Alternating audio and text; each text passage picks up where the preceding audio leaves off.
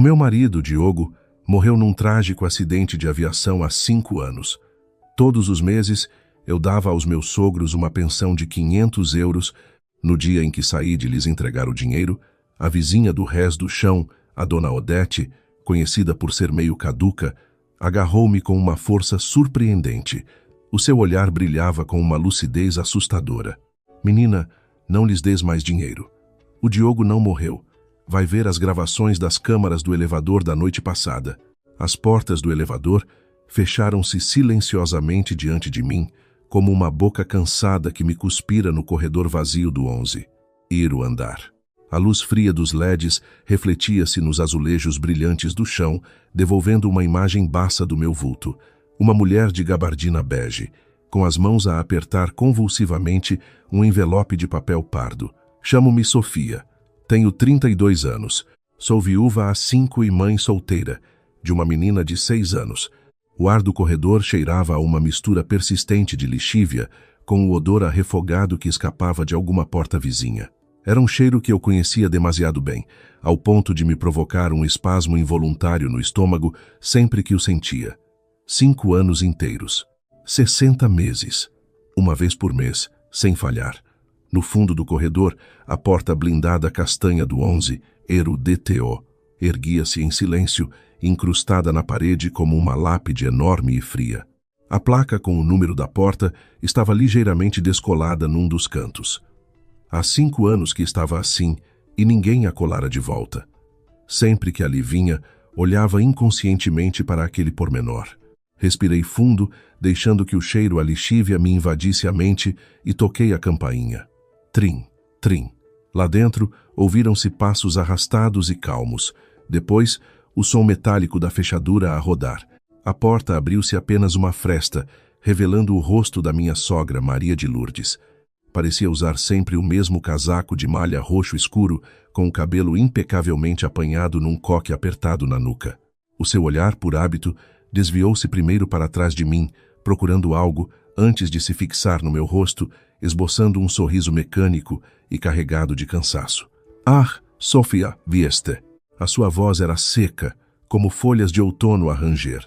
Sim, minha sogra retribui com um sorriso forçado e estendi-lhe o envelope, ligeiramente úmido pelo suor das minhas mãos. O envelope deste mês estava fino.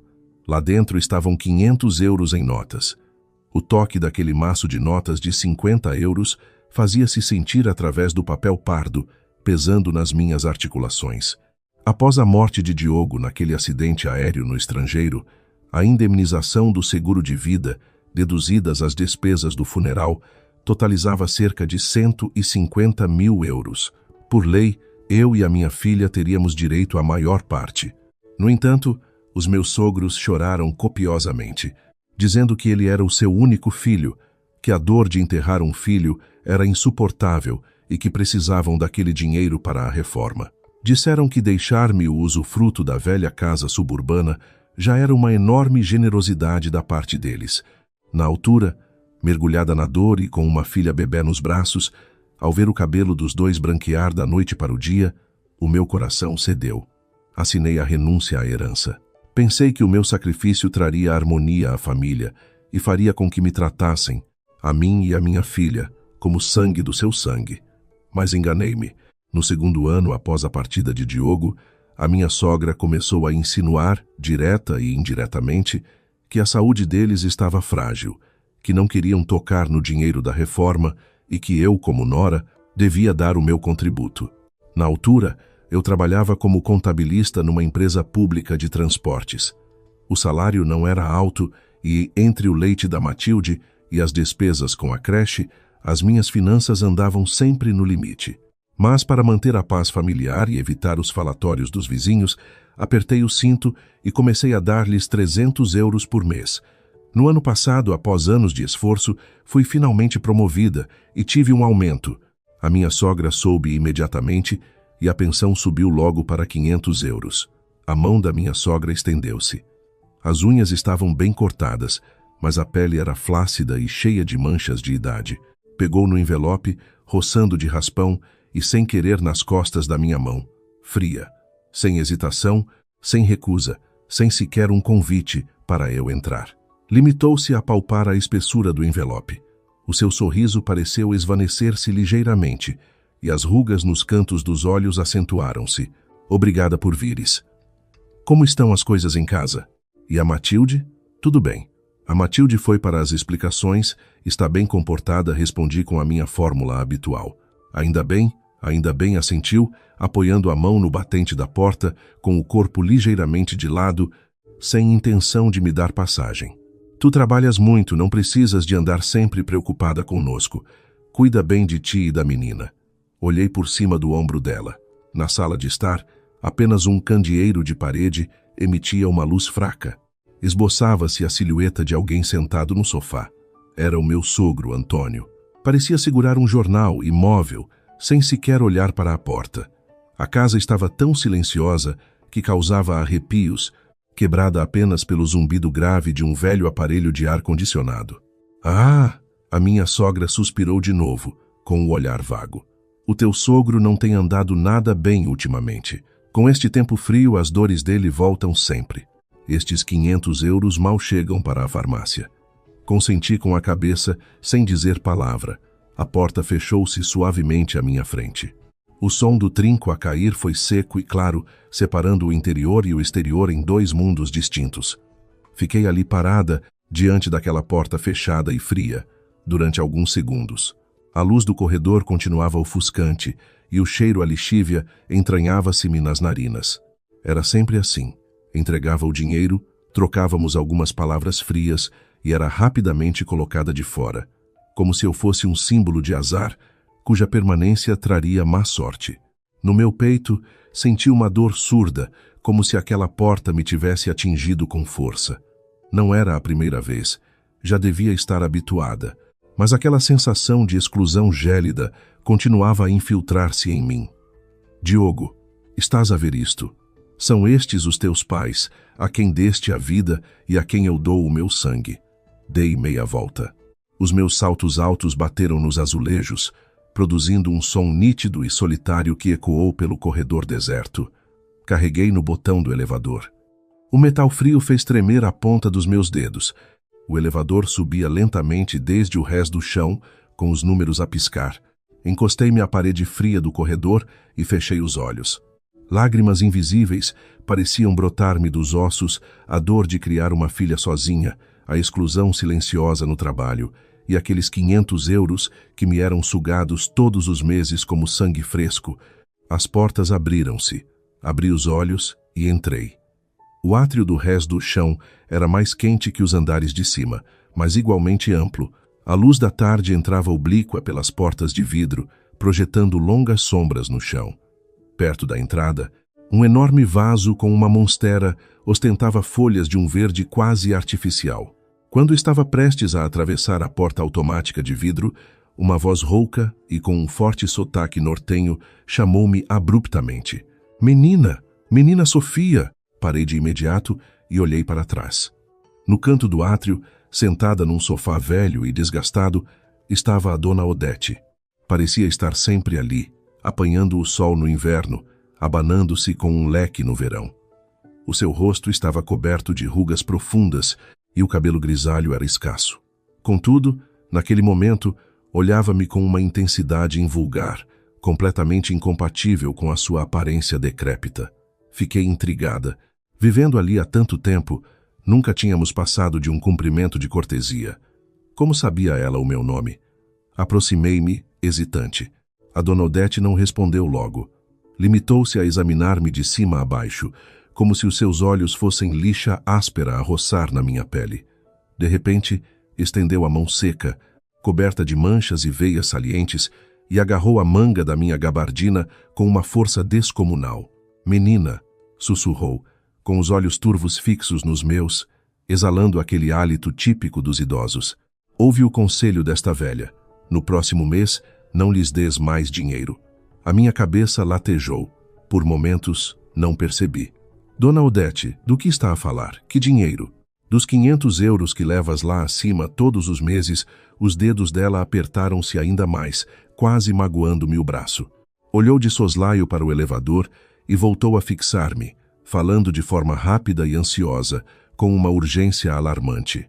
O Diogo não morreu. Se não acreditas, vai ver as gravações das câmaras do elevador da noite passada, por volta das 2 da manhã. Bum! Aquelas palavras caíram como um raio na minha mente. Fiquei completamente estupefacta. O meu sangue pareceu congelar naquele instante. Dona Odete, a senhora está a brincar comigo, não está? A minha voz saiu seca e fraca. Tentei soltar o braço, mas a minha mão tremia. A brincar? A velha soltou uma gargalhada sarcástica e estridente. Vivo neste prédio há 30 anos. Já vi de tudo. Aquela família de vigaristas aproximou-se ainda mais, reduzindo a voz a um mero sopro de ar. Mas cada palavra entrou nos meus ouvidos como um prego de gelo. Se queres mesmo saber a verdade, vai falar com a administração do condomínio e pede para ver as gravações de ontem, às 2 da manhã. O olhar dela não continha curiosidade nem desejo de fofoca. Era um aviso quase compassivo. Soltou-me o braço, como se aquelas palavras inacreditáveis nunca tivessem saído da sua boca. Saí dali a cambalear em direção à rua. A porta automática abriu-se e o barulho do trânsito envolveu-me. No entanto, sentia o corpo gélido. Sob o sol brilhante da tarde, parecia que tinha caído num poço de gelo. A última frase da Dona Odete entranhou-se no meu cérebro como uma serpente peçonhenta.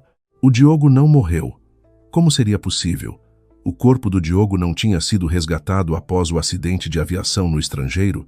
Os meus sogros não tinham ido lá pessoalmente para identificar os restos mortais.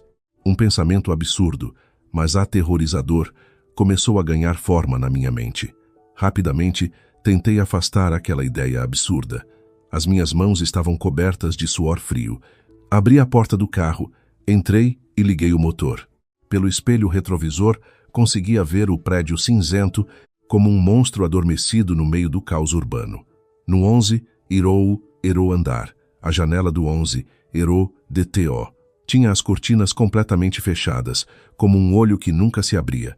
As palavras da Dona Odete eram como um espinho cravado no meu coração. Não conseguia arrancá-lo e qualquer toque doía.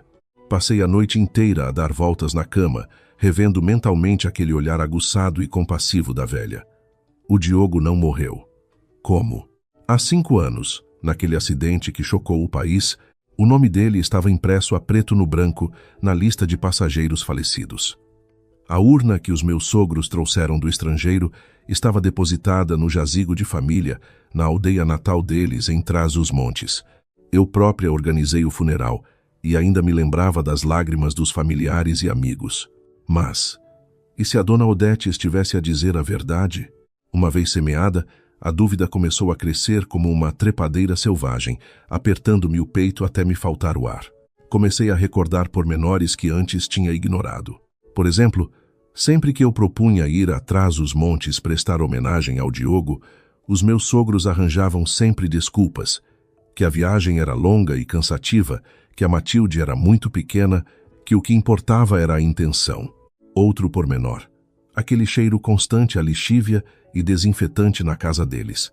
A minha sogra dizia que era para esterilizar o ambiente por causa das alergias do marido, mas o cheiro era tão intenso que parecia propositado, como se tentasse encobrir outra coisa. E o meu sogro, Antônio, sempre imóvel naquele canto escuro do sofá, como uma estátua de sal, quase sem falar comigo.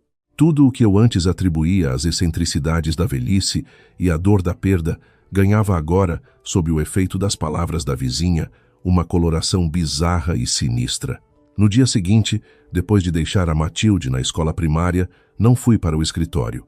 Conduzi sem rumo pela cidade e acabei, por uma força misteriosa, a estacionar junto ao prédio dos meus sogros. Não podia confrontá-los diretamente. Isso só os faria ficar em alerta. Se aquilo era uma farsa, eles estariam todos mancomunados, e eu, sendo de fora, nunca obteria respostas. As gravações. Sim, as câmaras do elevador.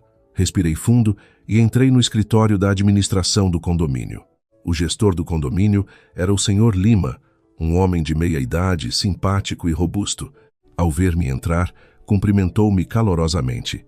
Senhora Sofia, que surpresa tê-la por cá hoje. Como eu trabalhava na contabilidade de uma grande empresa pública, Já tinha tratado de algumas contas e pareceres para o condomínio, pelo que éramos velhos conhecidos. Olá, Sr. Lima. Desculpe incomodar. Esbocei um sorriso cansado, massageando as têmporas. No meu trabalho, estamos a fazer uma auditoria interna, e há um recibo das despesas de condomínio do ano passado que não bate certo com os nossos registros. Queria apenas confirmar os dados no vosso sistema, se for possível. Ora essa, com certeza que sim. Sem problema nenhum, respondeu o Sr. Lima, sem qualquer suspeita, abrindo imediatamente o computador. Vou já procurar isso. Fiquei de pé atrás dele, observando as suas mãos a mexer no teclado. O meu coração batia descompassado. Aqui tem, senhora Sofia. Os registros da sua empresa estão todos aqui. Pode verificar, disse ele, virando o ecrã para mim. Fingi analisar os números com atenção, enquanto os meus dedos se contraíam de nervosismo. Quando o telemóvel dele tocou e ele se afastou para atender e ir buscar um copo de água, aproveitei a oportunidade. Perguntei com naturalidade: Senhor Lima, como tem andado a segurança por aqui ultimamente? Ontem à noite pareceu-me ouvir uns barulhos estranhos no prédio. Fiquei um pouco assustada. A segurança está excelente. Não se preocupe, garantiu ele, batendo no peito. Temos câmaras a gravar 24 horas por dia, sem ângulos mortos. Ah, sim? As câmaras são assim tão boas? Fingi curiosidade. Podia mostrar-me? Só para ver as do lote 11, para ficar mais descansada. Bem, por norma, isso não é permitido, hesitou ele. Imediatamente, tirei da carteira um maço de charutos importados de alta qualidade que tinha comprado de prevenção e coloquei-o discretamente sobre a mesa, baixando a voz num tom quase suplicante. Senhor Lima, por favor, faça-me este favor. Sendo uma mulher sozinha com uma criança pequena, fico sempre com o coração nas mãos. Só queria ver 1 minuto da gravação de ontem à noite, por volta das 2 da manhã, no elevador do lote 11. Talvez pela minha palidez extrema, ou pelo olhar aterrorizado, ou talvez pelo maço de charutos, o Sr. Lima hesitou, mas acabou por aceder. Está bem, mas só um vislumbre rápido, sim? E por favor, não comente isto com ninguém. Muito obrigada, de verdade. Ele mexeu no rato e acedeu às gravações do lote 11. O cursor foi arrastado precisamente para 02:00 da manhã. A minha respiração parou. No ecrã surgiu a cabine estreita do elevador que eu tão bem conhecia. A imagem era ligeiramente escura e com algum grão. Os segundos passavam no canto do ecrã. 02:00:00. As portas abriram-se. O elevador estava vazio. 02:00:30. Continuava vazio. O meu coração subiu-me à boca. Teria a dona Odete percebido mal? Estaria a mentir-me? Justamente quando estava prestes a perder as esperanças, às 02:01:10. As portas do elevador abriram-se novamente a partir do exterior. Um homem entrou. Trazia uns calções cinzentos de fato de treino largos, uma t-shirt interior branca e encardida. O cabelo estava oleoso e colado ao couro cabeludo. Na mão, trazia um saco de plástico com o logótipo de uma churrasqueira local de takeaway. Ele bocejou e, mesmo antes de as portas se fecharem, levantou a mão direita e, com o dedo mindinho, começou a coçar o nariz com desleixo. Bum! A minha mente ficou completamente em branco. Apesar de estar mais gordo e com um aspecto desleixado, aquela cara, sob a luz fraca da cabine, parecia-me estranhamente familiar. Aquele perfil, aquele gesto habitual e nojento que eu tantas vezes tinha criticado, era ele, o Diogo. O meu marido, que supostamente tinha morrido há 5 anos, cujas cinzas eu julgava estarem na urna, por quem eu tinha chorado até desmaiar e que continuava vivo na minha memória dorida, uma náusea física e violenta subiu-me instantaneamente do estômago. Tapei a boca e saí a correr do escritório da administração. Senhora Sofia, o que se passa? O grito preocupado do Sr. Lima ficou para trás. Corri para o jardim das traseiras, apoiei-me no tronco de uma árvore e comecei a vomitar convulsivamente. A bilis ácida queimava-me a garganta, mas não saía nada além de espasmos secos. Chorei e vomitei até me faltarem as forças, com as lágrimas e o suor a misturarem-se no meu rosto. O que eu estava a vomitar não era comida, era a minha juventude dos últimos 5 anos, o meu sangue e suor, a minha própria estupidez e ingenuidade. Eu tinha poupado em tudo, sem coragem de comprar uma peça de roupa decente para mim. Trabalhava em biscates aos fins de semana para pagar a escola da Matilde e todos os meses, como uma serva humilde, entregava 500 euros do meu trabalho árduo àqueles monstros para ouvir um obrigada frio e fingido. Afinal, eu não estava a apoiar 2 idosos desamparados que tinham perdido o filho. Eu estava a alimentar um rato escondido nos esgotos e os seus cúmplices desavergonhados. Os 3 viviam felizes naquela casa, gastando o meu dinheiro, comendo comida encomendada, vendo televisão e rindo-se de mim, a parva que continuava a esfolar-se para o sustentar. Agora tudo fazia sentido. O cheiro a lixívia constante era para camuflar a presença de um homem vivo na casa. O meu sogro nunca se mexia porque, se o fizesse, a sombra projetada no canto escuro revelaria que havia mais alguém na sala. Eles nunca me deixavam ir ao jazigo porque a urna estava vazia. Após o ataque de pânico, encostei-me à árvore, exausta. O suor frio ensopava-me as costas. O meu estômago estava vazio, mas no meu coração ardia um ódio mais amargo que a bilis e mais quente que a lava. Limpei as lágrimas, levantei a cabeça e olhei para aquela janela no 11º andar. No meu olhar não restava um único pingo de afeto ou tristeza, apenas uma determinação gélida e implacável. Não fui a correr para casa nem subi para confrontar aquela família. Sabia que não podia fazer as coisas a quente. Os meus sogros viviam naquele bairro social há décadas, tinham raízes profundas e conheciam toda a gente. Eu era apenas a nora vinda de fora, sem influência. Se denunciasse a farsa sem preparação, o que aconteceria? Eles diriam que eu estava louca, que a dor da viuvez me fizera ter alucinações. Podiam até unir-se para me tirar a custódia da Matilde e sugar-me até a última gota. Chamar a polícia? Com que provas? Uma gravação desfocada de um elevador que podia ser facilmente contestada como sendo de um sósia? Não. Eu precisava de provas irrefutáveis. Precisava de algo que os destruísse por completo, sem hipótese de salvação. E mais importante ainda, precisava de proteção, de um apoio sólido que me garantisse segurança a mim e a minha filha neste ninho de víboras. Sentada no carro, apertei o volante com tanta força que os meus nós dos dedos ficaram brancos. A minha mente trabalhava a 1000 a hora. Vários nomes surgiram e foram descartados. Familiares diriam apenas para manter a família unida. Amigos, especiais e bem-intencionados, mas pessoas comuns que pouco podiam fazer. De repente, um nome há muito guardado na gaveta da memória saltou-me à mente. Gabriel. Peguei no telemóvel e, com as mãos a tremer, procurei no fundo da lista de contactos. Aquele número não tinha nome associado. Era apenas uma sequência de dígitos, como um código secreto guardado em silêncio. A minha mente recuou 3 anos.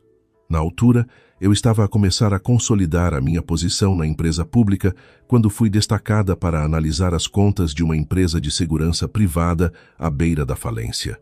O dono era Gabriel. Na época, ele estava longe do poder e prestígio que tem hoje. A empresa tinha a liquidez congelada, ele tinha sido falsamente acusado de fraude fiscal e enfrentava uma pena de prisão. Ele era como uma fera encurralada, agressivo com qualquer pessoa que se aproximasse. Todos os contabilistas tinham medo dele e recusavam o caso. Mas eu, talvez por ingenuidade ou por ver o desespero nos olhos daquele homem, decidi avançar. Passei uma semana inteira, dia e noite, a analisar a contabilidade dele.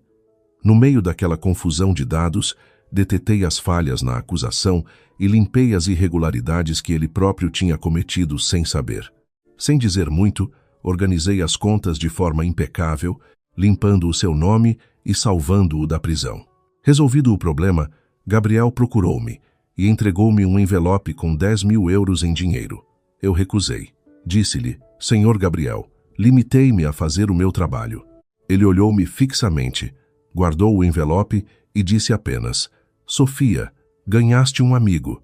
A partir de hoje, aconteça o que acontecer no Porto, se tiveres um problema que não consigas resolver, liga para este número. Devo-te a vida. Durante 3 anos, nunca lhe liguei. Pensava que as nossas vidas nunca mais se cruzariam. Mas hoje, ele era a minha única tábua de salvação. Respirei fundo e disquei o número. O telefone chamou 3 vezes antes de ser atendido. Uma voz grave, rouca e imponente fez-se ouvir. Estou? Senhor. Gabriel. É a Sofia. A minha voz estava tensa. Houve um silêncio de alguns segundos do outro lado, e depois o tom dele mudou para algo mais suave, mas igualmente focado. Sofia? Que surpresa. Tudo bem? Eu. Estou com um problema grave e preciso da sua ajuda. A resposta dele foi direta e curta. Por telefone não é seguro. Consegues encontrar-te comigo? Sim. Daqui a meia hora, na casa de chá na Foz do Douro. Desliguei o telefone e soltei um longo suspiro. As minhas mãos continuavam frias de suor. Meia hora mais tarde, entrei na sala reservada da casa de chá. Gabriel já lá estava. Vestia uma camisa de linho escuro e descontraído e passava entre os dedos um terço de contas de madeira escura. Parecia ainda mais imponente e seguro de si do que há 3 anos, mas o seu olhar mantinha a mesma acutilância de sempre. Não me fez perguntas imediatas. Serviu-me uma chávena de chá e empurrou-a na minha direção. Conta-me, Sofia. Olhando para o fumo que subia da chávena, contei-lhe tudo o que se passara nos últimos 5 anos e o que tinha visto nas câmaras naquela manhã. Falei de forma calma, sem lágrimas ou histeria, mas quando descrevi o gesto do Diogo no elevador, a minha voz tremeu inevitavelmente. Gabriel ouviu em silêncio. O terço na sua mão parou de rodar. O seu rosto não demonstrava emoção, mas os seus olhos tornaram-se frios como o gelo. Quando terminei, instalou-se um silêncio pesado na sala. Finalmente, ele falou, com uma voz carregada de uma promessa perigosa. Que bela família de vigaristas! Olhou-me nos olhos. O que queres fazer, Sofia? Quero provas, respondi, fixando o olhar no dele.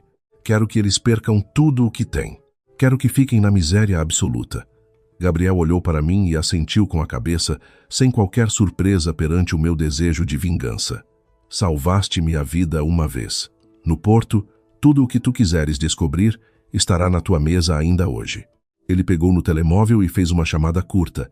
André, traz o equipamento à casa de chá na Foz. Agora. 10 minutos depois, um homem de constituição atlética entrou na sala com uma maleta metálica preta. Gabriel abriu-a, revelando vários dispositivos eletrônicos complexos. Retirou um pequeno objeto preto, menor do que uma unha, e entregou-mo. Isto é um microfone espião de última geração. Coloca-o num sítio escondido. Ele transmite áudio em tempo real diretamente para o teu telemóvel.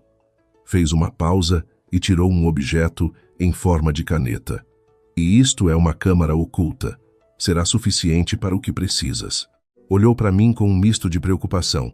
Sofia, esse tipo de gente não olha a meios. Tem cuidado. Lembra-te de que eu estou atrás de ti. Se o mundo desabar, eu seguro-o. Naquele momento, toda a angústia, medo e solidão acumulados em 5 anos pareceram encontrar uma saída.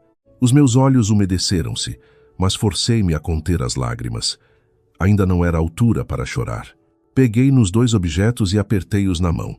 O toque frio do metal deu-me uma força que nunca tinha sentido antes. Obrigada, Gabriel. A partir daquele dia, a Sofia submissa e paciente morreu. A mulher que restava era movida apenas pela sede de justiça e retribuição. Com o equipamento de Gabriel na mão, não agi de imediato. Passei um dia inteiro a forçar-me a manter a calma, analisando friamente os últimos 5 anos como se fosse uma espectadora externa e traçando o guião para o que se seguia.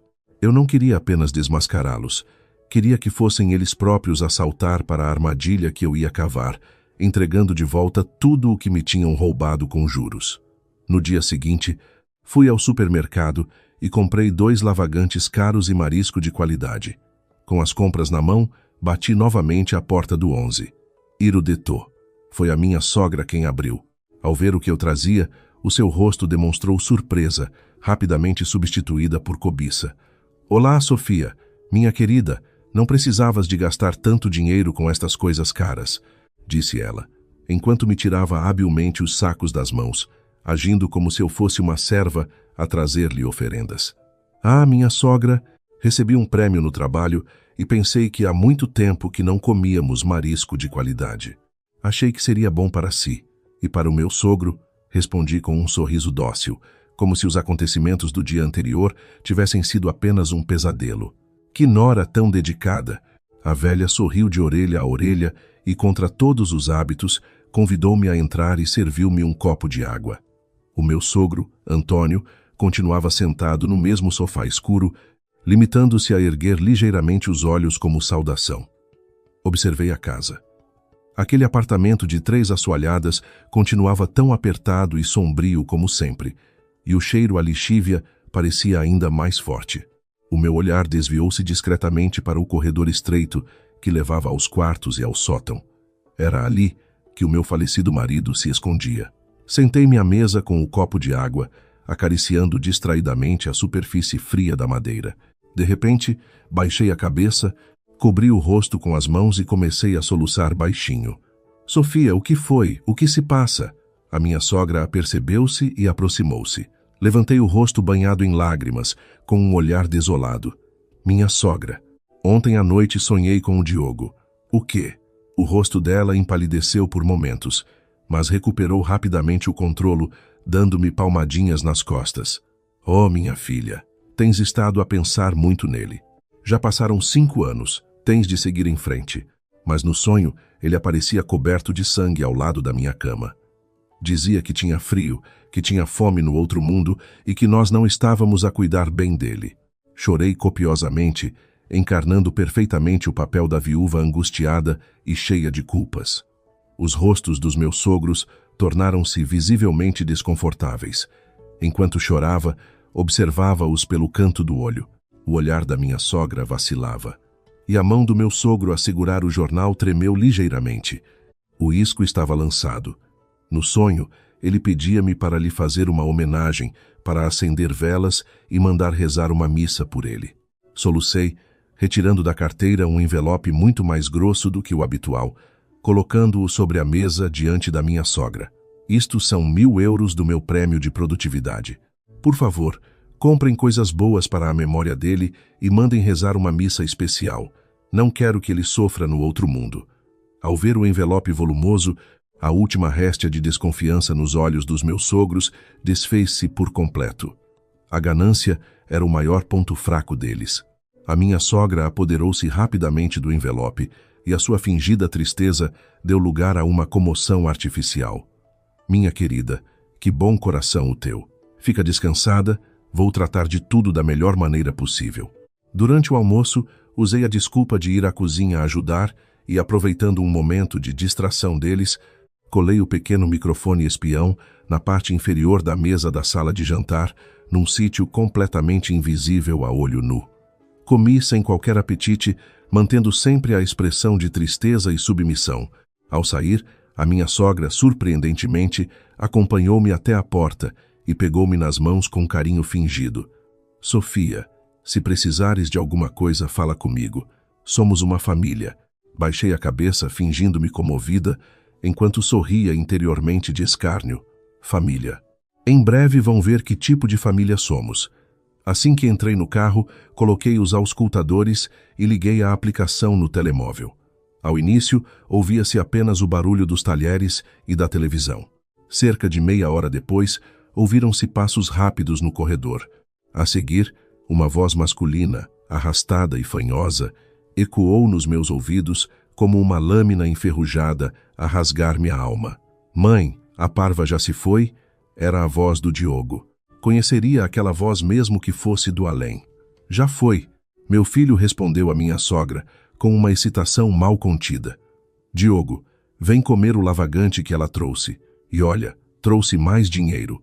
A sério? A voz do Diogo parecia deliciada.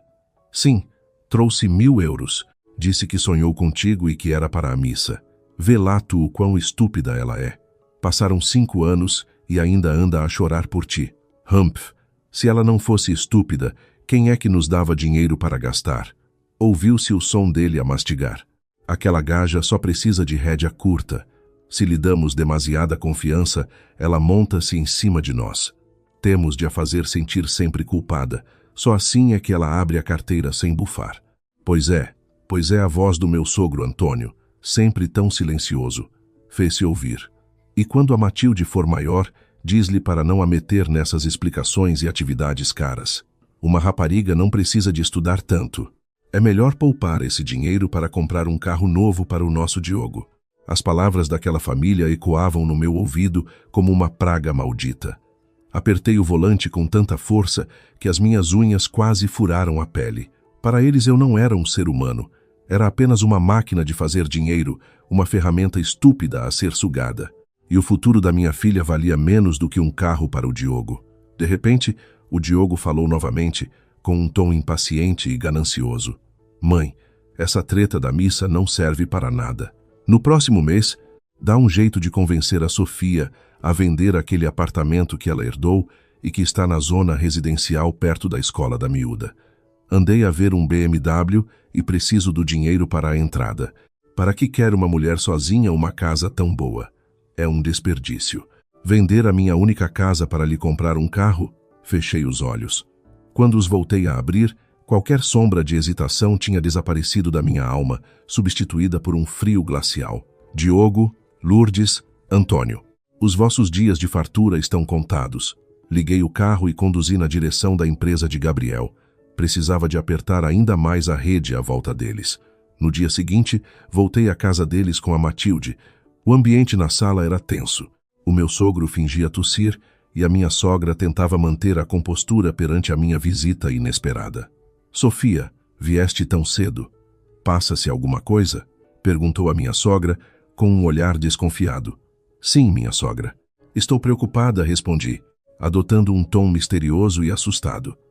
Sabem que a companhia de seguros enviou-me um e-mail ontem. Disseram que estão a reabrir alguns processos antigos de há 5 anos por causa de novas auditorias. Ao ouvir a palavra seguros, o rosto da minha sogra paralisou. O meu sogro parou de tossir e o silêncio tornou-se sepulcral. O que é que eles querem? Perguntou a velha, com a voz a tremer.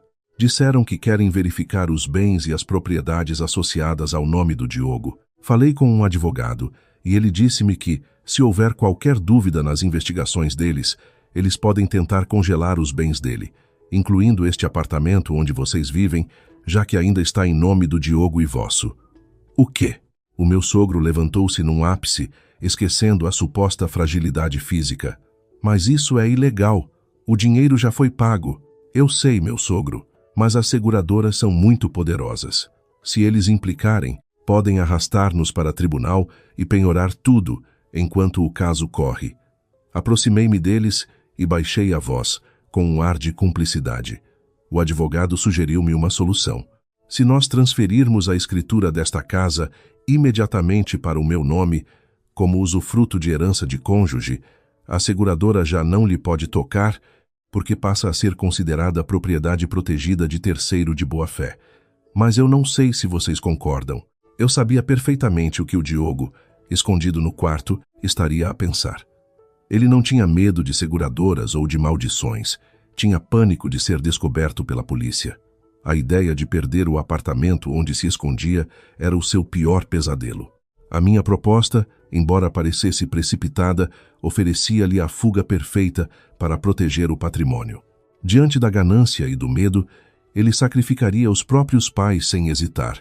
Naquela noite, pelo microfone, ouvi a discussão acalorada. "Estás louco, Diogo?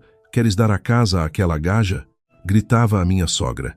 "Vocês são burros ou quê?" A voz do Diogo era violenta. "Se a seguradora começar a investigar e descobrir que eu estou vivo, vamos todos para a cadeia e confiscam tudo. Se a casa estiver no nome dela, pelo menos o teto está garantido. Aquela parva só quer segurança para ela e para a miúda. Depois, quando a poeira assentar, eu arranjo maneira de a obrigar a passar a casa de volta para mim. É uma questão de sobrevivência." No dia seguinte, fomos ao cartório notarial. Para garantir que tudo corria sem sobressaltos, Gabriel disponibilizou-me um dos melhores advogados da cidade, o Dr. Vasconcelos. Com a sua postura formal e rigorosa, o advogado tratou de toda a burocracia da escritura rápida. Os meus sogros assinaram os papéis com uma mistura de ganância e dor indisfarçável. Quando assinei o meu nome no documento, que me tornava a única proprietária daquele apartamento, vi o brilho de cobiça nos olhos deles.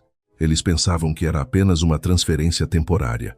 Não sabiam que, a partir daquele momento, eu tinha o controle absoluto das cartas do jogo. Com a escritura da casa na mão, não parei por ali. Isso era apenas o aperitivo. O prato principal ainda estava por servir.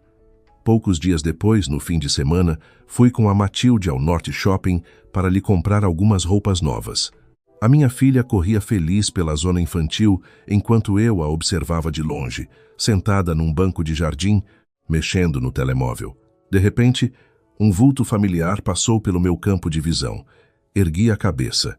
A poucos metros dali, uma mulher com um vestido justo e chamativo, maquilhagem pesada e saltos altos, caminhava de braço dado com um homem de meia idade e aspecto abastado.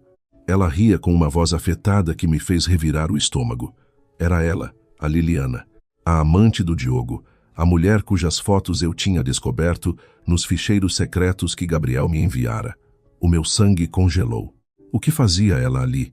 O Diogo não lhe tinha dito para não sair de casa. E quem era aquele homem ao lado dela? Mas o que realmente me fez perder o controlo foi o que vi no pulso dela. Uma pulseira de ouro maciço, com detalhes em filigrana de Viana. Uma peça tradicional, pesada e de valor inestimável. Era a joia de casamento da minha mãe, a sua única herança que tinha guardado com todo o carinho para me dar no meu dia de casamento. Eu nunca tinha deixado a Matilde mexer nela por medo de a estragar. Após a morte do Diogo, a minha sogra pediu-me a pulseira emprestada, dizendo que queria guardá-la no seu cofre de segurança como recordação de família. Na minha dor profunda cedi. E agora aquela joia de família estava no pulso da amante do meu marido. Vi a Liliana a exibir orgulhosamente a pulseira ao homem ao seu lado, rindo-se com desdém. Senti uma mistura de humilhação, raiva e nojo a subir-me ao peito como lava ardente. Aquele é o ouro da minha mãe, o amor e a bênção da minha mãe. Como te atreves a usá-lo, sua ladra de casamentos? Esqueci a prudência. A corrente das minhas emoções quebrou as barreiras da razão. Peguei no telemóvel e liguei para o André, o assistente de Gabriel. André, Norte Shopping, Rés do Chão, em frente à loja da Cartier. Traz alguns homens. Agora. Desliguei, coloquei o telemóvel na mala aberta com a câmera apontada para a frente e caminhei a passos firmes em direção a Liliana. Olá, Liliana. Que coincidência ver-te por aqui, disse, aproximando-me com um sorriso gélido e impecável.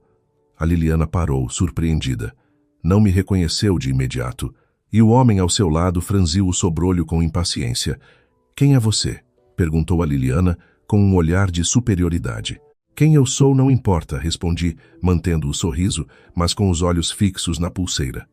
O que importa é que essa pulseira de ouro no teu pulso é lindíssima. Me muito familiar. O rosto da Liliana mudou de cor. Tentou esconder a mão atrás das costas. Familiar? Deves estar enganada, minha senhora.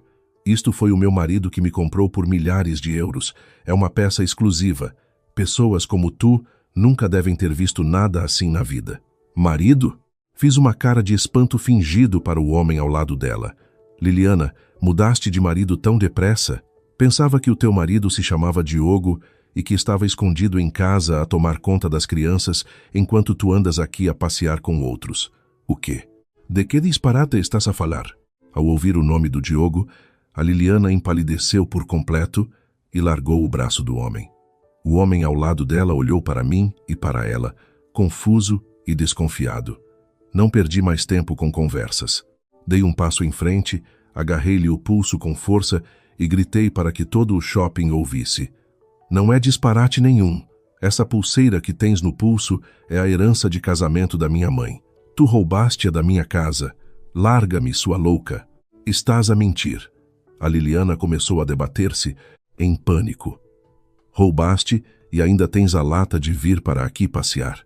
Gritei com a voz embargada, fingindo lágrimas de desespero para atrair a atenção do público. Alguém ajude.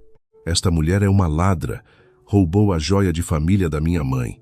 As pessoas começaram a juntar-se à nossa volta e os seguranças do shopping aproximaram-se a correr. Nesse momento, o André e 4 seguranças corpulentos de fato escuro e óculos de sol abriram caminho por entre a multidão com uma postura imponente. Senhora Sofia, está tudo bem? Perguntou o André com respeito, fazendo sinal aos seus homens para imobilizarem a Liliana, que continuava a gritar e a espernear. O homem que a acompanhava, ao ver aquele aparato, ficou branco de medo e afastou-se sem dizer uma palavra. Aproximei-me da Liliana e, perante o olhar estupefacto de todos, desferi-lhe uma bofetada estrondosa na cara. Plaque! O som ecoou pelo corredor do shopping. Olhei nos olhos dela, cheios de raiva e humilhação, e disse pausadamente: "Esta é pela minha mãe. O suor e a dignidade dela não servem para adornar lixo como tu. André, chama a polícia.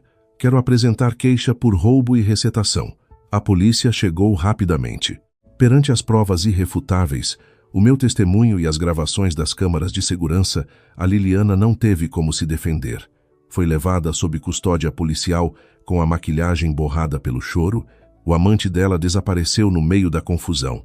Vi o carro de patrulha afastar-se e apertei a pulseira da minha mãe na mão, sentindo o metal aquecer com o calor do meu corpo. Liliana, isto é apenas o começo. As tuas próximas 24 horas na esquadra vão deixar o teu homem no sótão completamente louco de desespero. Como previsto, a detenção da Liliana provocou um terremoto na casa dos meus sogros. Nem precisei de ouvir as gravações para imaginar o pânico que se instalou no 11. Erudeteu. O Diogo, aquele cobarde, tinha pânico de qualquer contato com as autoridades. A prisão da amante era uma fenda enorme na sua armadura de mentiras. Levei a Matilde a comer um gelado com calma e regressei a casa ao fim da tarde. O meu telemóvel não parava de vibrar com chamadas da minha sogra, mas ignorei-as todas. Queria que eles suassem de desespero. À noite, liguei os auscultadores. Do outro lado, ouvia-se o tom furioso e encurralado do Diogo. Como é que ela se atreveu? A Sofia fez isto de propósito. Aquela cabra quer destruir-nos. E agora, o que fazemos? A minha sogra chorava. A Liliana está detida e as despesas só aumentam. Se isto se souber, estamos arruinados. Arruinados já nós estamos, gritou o Diogo, impaciente. É tudo por falta de dinheiro. Se tivéssemos dinheiro, a Liliana não precisaria de andar a sair com velhos ricos para conseguir joias. É tudo culpa da Sofia, que ficou com a herança do seguro e agora só nos dá aquela miséria de 500 euros. Ela tem de nos dar mais. Sorri de escárnio. Os peixes não só tinham mordido o isco, como estavam a puxar a linha para o fundo do poço que eu tinha cavado. No dia seguinte, fui trabalhar normalmente. Às 10 da manhã, ouvi uma gritaria no corredor do meu escritório. Eram os meus sogros. Não há justiça neste mundo, gritava a minha sogra, sentada no chão do corredor da empresa de transportes, batendo com as mãos nas pernas e chorando de forma teatral. A nossa nora vive na abundância. Tem uma boa casa e deixa-nos a nós, 2 idosos doentes e sem o nosso único filho, a passar fome. Venham ver o que esta mulher faz. O meu sogro Antônio acompanhava-a no coro de lamentos. Os meus colegas de trabalho começaram a juntar-se, olhando para mim com desconfiança e cochichando entre si. A minha diretora financeira, uma mulher rigorosa que detestava escândalos, aproximou-se com o rosto lívido de raiva. Sofia, o que é isto? Resolve esta situação imediatamente. Não quero escândalos na empresa. Baixei a cabeça, fingindo estar profundamente envergonhada e prestes a chorar. Levei os meus sogros para uma pastelaria próxima para conversar. Minha sogra, meu sogro, o que querem de mim? Perguntei, com a voz cansada e trêmula. O que queremos? A minha sogra mudou imediatamente a expressão de choro para uma cara de pura maldade. Ou nos dás 2.000 euros por mês a partir de hoje. Ou viremos aqui todos os dias até seres despedida e o teu nome ficar na lama em toda a cidade. 2.000 euros? Abanei a cabeça com desespero fingido. Eu não tenho esse dinheiro. O meu salário não chega para isso. Se não tens, pede um empréstimo. Interveio o meu sogro. Tu trabalhas numa empresa pública. Tens bom nome nos bancos. Pede um crédito rápido online no teu telemóvel e dá-nos o dinheiro de uma vez. 20.000 euros chegam. Crédito rápido online. Era exatamente a frase que eu queria ouvir. Um crédito rápido? Mostrei pânico, mas os juros dessas empresas são altíssimos. Eu nunca conseguiria pagar isso. Isso é problema teu, retorquiu a velha. Se hoje não tivermos o dinheiro, não saímos daqui. Olhei para os rostos gananciosos deles e desativei a última réstia de piedade que restava no meu coração. Está bem, eu peço o empréstimo, disse, fingindo capitular com humilhação. Mas o meu nome já não tem margem de crédito por causa do empréstimo do meu carro. Se querem o dinheiro, deem-me os vossos cartões de cidadão. Eu faço o pedido em vosso nome, com os vossos dados, e depois comprometo-me a transferir as prestações para a vossa conta para vocês pagarem. Os dois entreolharam-se, hesitantes. O que foi? Tem medo que eu não pague? Usei a psicologia inversa. Podem ficar descansados. Eu assino um documento de compromisso escrito à mão se quiserem, mas sem os vossos dados não há dinheiro para ninguém hoje. A ganância falou mais alto do que a prudência. Entregaram-me os cartões de cidadão. Peguei nos documentos e abri uma aplicação no telemóvel que tinha um ícone dourado, semelhante a tantas outras plataformas de créditos rápidos fáceis na internet. Mas aquela aplicação tinha uma particularidade. Pertencia a uma rede de financiamento controlado por Hugo Lobo, um conhecido agiota da cidade que trabalhava sob a influência indireta de Gabriel. Introduzi os dados dos meus sogros e solicitei um crédito de 20 mil euros. 20 mil euros. Dá para as vossas despesas imediatas e para o vosso filho no outro mundo, disse com ironia. Em poucos minutos, a aprovação automática foi concluída e o dinheiro foi transferido para a conta associada ao cartão do meu sogro. Mostrei-lhes a mensagem de confirmação no ecrã. Vi os dois engolirem em seco perante a facilidade com que tinham conseguido aquela quantia. O dinheiro está do vosso lado. Agora, por favor, deixem-me em paz. Levantei-me e saí sem olhar para trás. Eles pensavam que tinham ganho. Pensavam que tinham extorquido mais 20 mil euros à nora estúpida. Não sabiam que aquele contrato de crédito rápido não era uma mina de ouro, mas sim um bilhete sem retorno para o inferno. Os juros daquela rede de agiotagem multiplicavam-se de forma assustadora e o Hugo Lobo não era conhecido pela sua paciência com devedores. Com os 20 mil euros na conta, a casa dos meus sogros transformou-se num cenário de festa. Através do microfone, ouvi o som de garrafas a abrir e gargalhadas estridentes. Eu não disse? A Sofia é uma fraca. Bastou apertar um bocadinho e ela cedeu logo. Vangloriava-se o Diogo. Com isto já consigo dar a entrada para o BMW. Diogo, não gastes tudo no carro, alertou a minha sogra. Também temos de tirar a Liliana da prisão e pagar o advogado. Ela diz que está grávida outra vez. Grávida? A voz do Diogo e do meu sogro soou com surpresa e alegria. Mais um rapaz para a família? Excelente. Grávida de novo. Que boa notícia. Esse novo rebento seria o último prego no caixão daquela família disfuncional. No entanto, a harmonia durou pouco. Assim que a Liliana saiu sob fiança, a guerra pelo dinheiro começou no seio da família.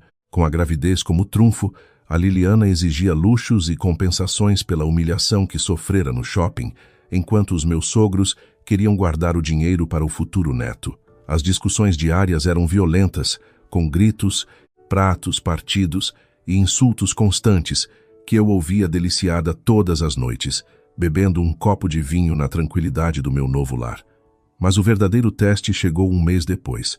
A primeira prestação do crédito rápido venceu e os avisos de cobrança começaram a cair no telemóvel do meu sogro Antônio. Como eles ignoraram as mensagens, o Hugo Lobo enviou os seus cobradores. Nesse dia, tirei a tarde de folga e estacionei o meu carro a uma distância segura do prédio dos meus sogros.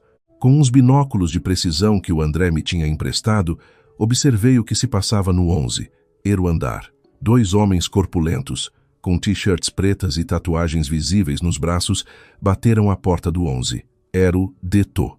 Através do áudio do microfone, ouvi os gritos de pânico lá dentro. O Diogo, esquecendo que era um homem morto, teve de sair do seu esconderijo no sótão para tentar acalmar a situação quando os cobradores começaram a partir a mobília da sala de jantar. A Liliana chorava com a criança nos braços. Se no próximo mês não pagarem os 20 mil euros com os juros acumulados, que já vão em 35 mil, nós voltamos e partimos as pernas a todos nesta casa. Ameaçou um dos cobradores antes de sair, batendo com a porta. A casa ficou em silêncio absoluto. O pânico tinha se instalado de vez. O Diogo descarregou toda a sua fúria na mãe. A culpa é tua, sua velha estúpida. Foste tu que tiveste a ideia de pedir este crédito. Agora esses gajos sabem onde vivemos. Nós queríamos ajudar-te, meu filho, chorava a minha sogra. Agora os homens disseram que nos matam se não pagarmos. O que fazemos? Temos de obrigar a Sofia a pagar, ordenou o Diogo com uma voz cheia de ódio. Vamos fazer pior da próxima vez. Vamos à escola da filha dela. Vamos fazer com que ela sinta medo pela miúda e ela vai ter de pagar tudo à escola da minha filha. Diogo, finalmente cruzaste a linha vermelha. Eu não esperei que eles agissem. Peguei no telemóvel e liguei para a minha sogra. A minha voz era dócil e calma. Olá, minha sogra. Amanhã faz exatamente 5 anos desde que o Diogo nos deixou. Estava a pensar que seria uma boa altura para fazermos um jantar de homenagem na vossa casa. Quero convidar todos os tios, primos e familiares mais próximos. Eu trato de contratar um serviço de catering de luxo e pago todas as despesas. Acho que seria bom para limparmos o ambiente e estarmos todos juntos neste dia tão especial. O que acha? Houve um silêncio tenso do outro lado da linha. Eles estavam encurralados com as dívidas e viram naquele jantar de família a oportunidade perfeita para me pressionar publicamente diante de todos os familiares para que eu pagasse a dívida ao Hugo Lobo. Está bem, Sofia, respondeu a voz rouca do Diogo, que tinha tirado o telemóvel da mão da mãe. Fazemos como tu queres. Amanhã, às 7 da tarde, esperamos por ti e pelos convidados. Combinado. Até amanhã. Desliguei o telefone e esbocei um sorriso implacável. Diogo, o banquete de amanhã será a vossa última ceia. Eu não ia convidar apenas a família. Ia trazer convidados muito especiais. O Hugo Lobo, os inspetores da Companhia de Seguros e os agentes da PSP, Polícia de Segurança Pública. No dia seguinte, ao fim da tarde, o movimento no prédio do 11, ERO-DT, era invulgar. Várias carrinhas de um prestigiado serviço de catering do Porto estacionaram à porta do edifício. Funcionários com fardas impecáveis começaram a subir com tabuleiros de comida requintada e garrafas de vinho caro.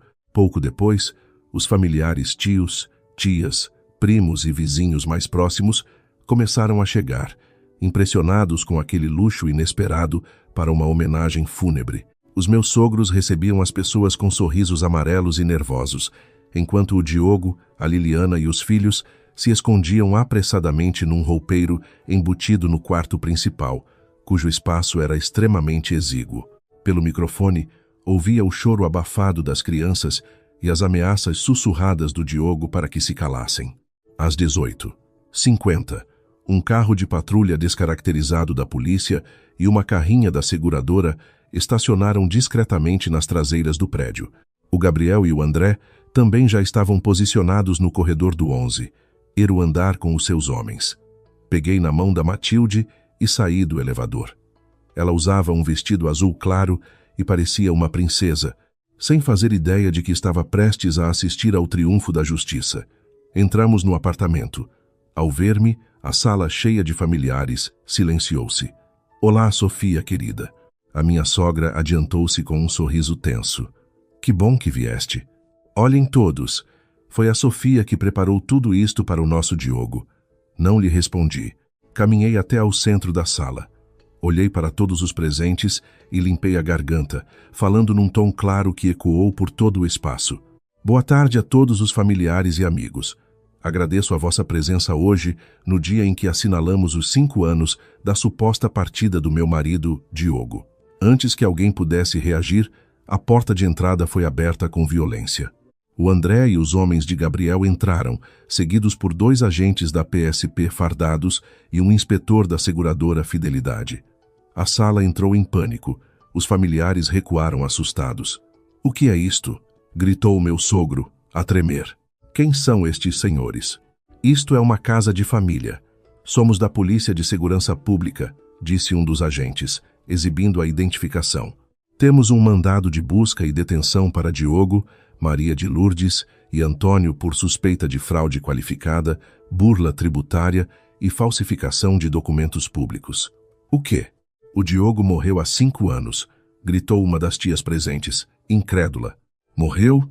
Dei um passo em frente e liguei o meu telemóvel à televisão de ecrã plano da sala, de estar através do sistema sem fios. Vamos ver o que o Diogo tem a dizer sobre isso.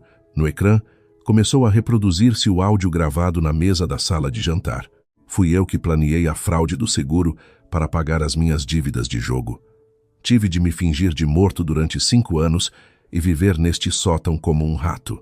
A Sofia é uma parva, continua a sustentar-nos sem saber de nada. A voz clara e nítida do Diogo chocou todos os presentes na sala. O silêncio que se seguiu foi avassalador. Logo de seguida, mudei o ficheiro e mostrei a gravação de vídeo do elevador do prédio, onde o Diogo surgia vivo, de calções e t-shirt interior, a coçar o nariz com o dedo mindinho enquanto subia para o apartamento. Os familiares olhavam para a televisão e para os meus sogros com expressões de horror, nojo e profunda traição.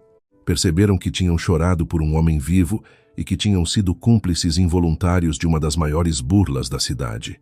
A minha sogra caiu de joelhos no chão, a chorar e a berrar desalmadamente. É mentira. Isso são montagens daquela gaja. Ela quer destruir-nos para ficar com as nossas coisas. Mentira? Sorri friamente e caminhei em direção ao quarto principal, com toda a comitiva de agentes e familiares a seguir-me.